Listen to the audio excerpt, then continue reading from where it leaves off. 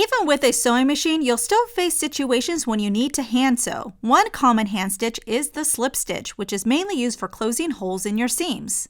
You would use the slip stitch when you can only sew the hole from the right side of the fabric. A good example is this scrunchie. The gap was used to turn it right side out, but if I stitch it on the sewing machine, it would look like this, which doesn't look very nice. Compare this to the one done with the slip stitch.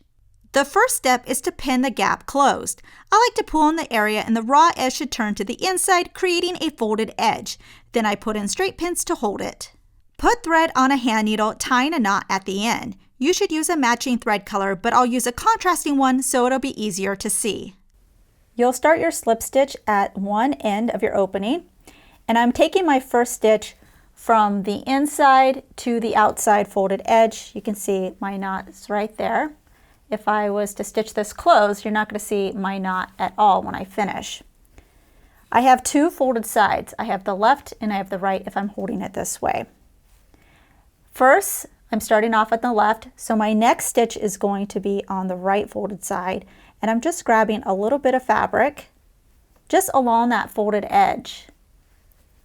And I like to make my stitches on the small side so I don't have to worry about any weird gaps, and then I just gently pull it. You can see the side comes together.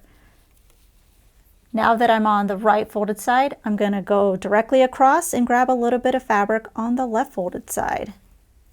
Again, keep your stitches small and then gently pull it.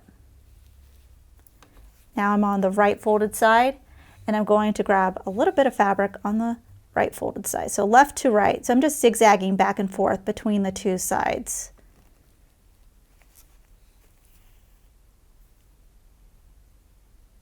And then go back to the left. And you can see once I start going, I'm just pinching these two sides together between my fingers. So I would just continue to go back and forth until I get my whole opening closed. When you get to the end, grab a little bit of fabric to create a loop, then put the needle through the loop, pulling to create a knot. Even with a contrasting thread color, my stitches should be hardly noticeable. Even better, you'll no longer have the opening in your seam.